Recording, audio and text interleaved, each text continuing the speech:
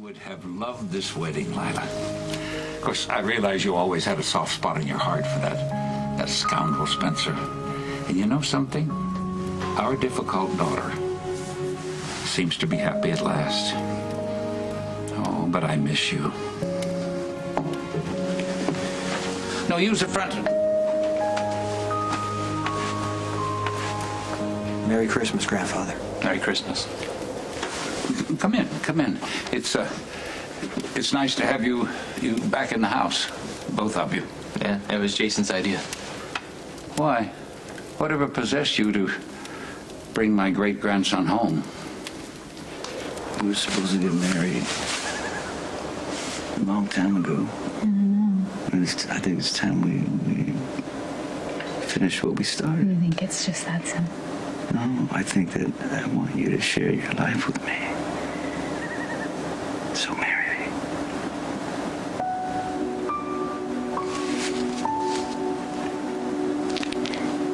I can't say that I'll marry you. If I think that there's anything that could go wrong between us.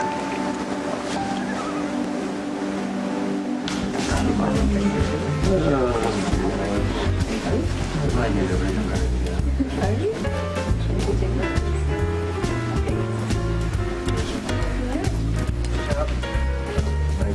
My bad.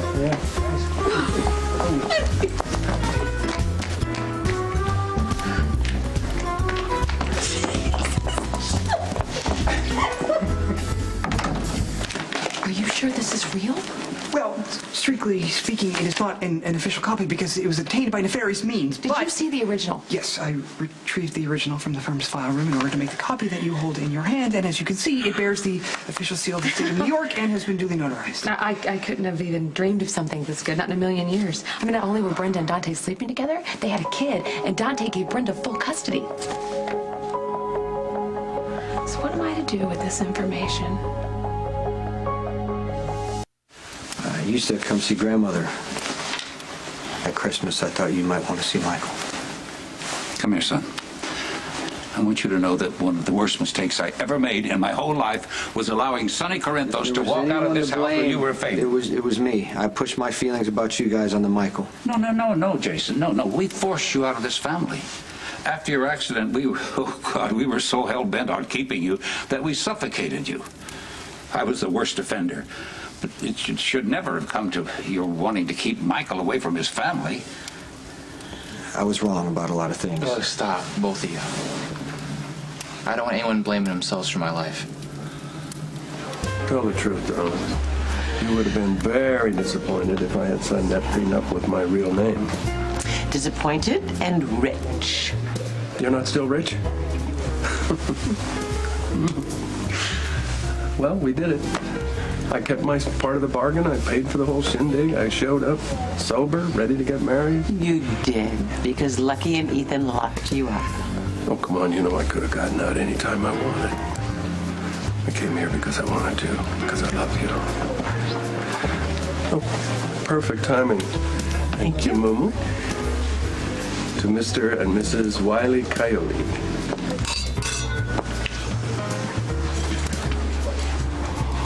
They might never have cut this cake if you hadn't stood up to Tracy. Yeah, she really is her own worst enemy. It's good that she has such a outspoken granddaughter. You like that? Because usually I tend to annoy people. Not me.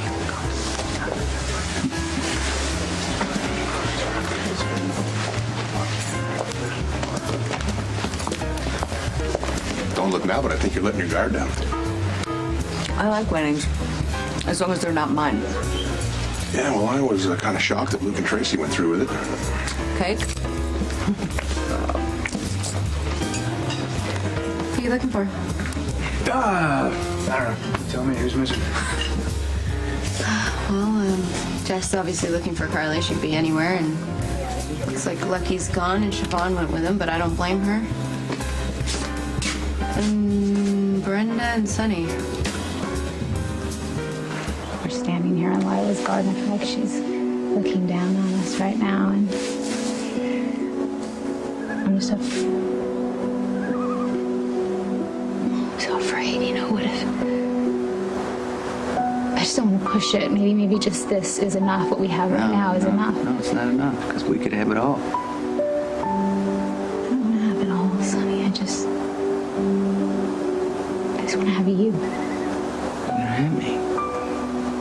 Sometimes, you know, when you play it safe, there's a way to lose a little at a time. When you play it big, you risk it all. That's how you win. No, look. I don't know. I'm sorry. I know it's a gamble. It's a gamble. But guess what we get? What? In the end, we get each other. I know you're afraid.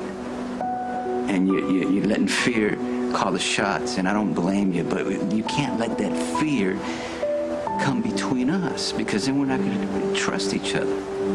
And I know how big trust is for you, right? You trust me, right? Well, trust me enough to marry me.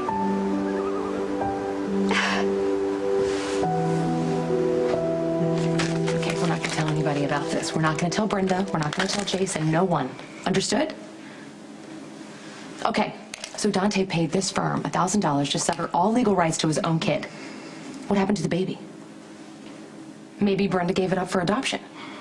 Letting go of that child must have shredded her very soul. You know, it's no wonder that the sadness never completely vanishes from her. You didn't see any adoption records? No, not as of yet.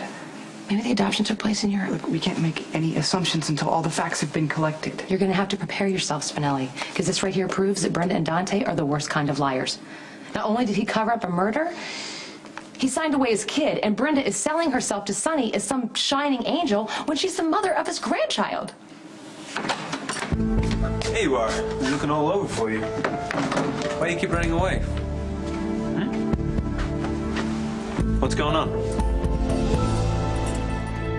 Do you know that after I left here,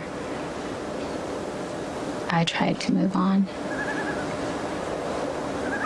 I mean, I really,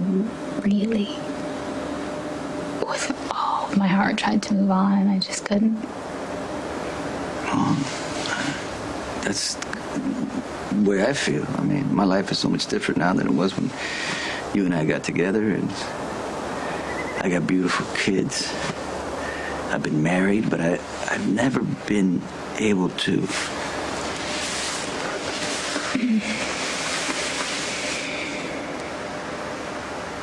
never been able to really let you go, you know.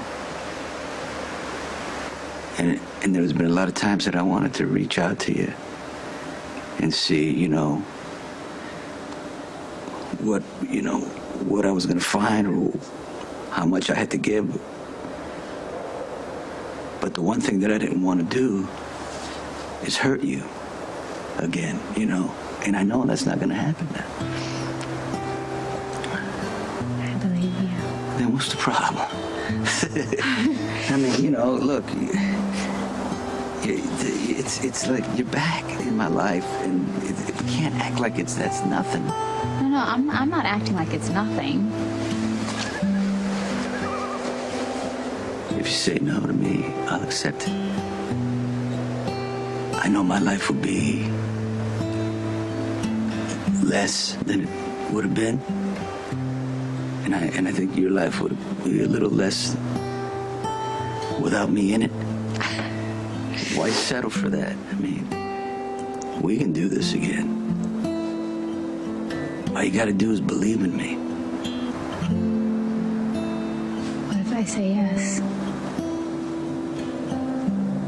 And then who I really am ends up disappointing you. How could that possibly happen?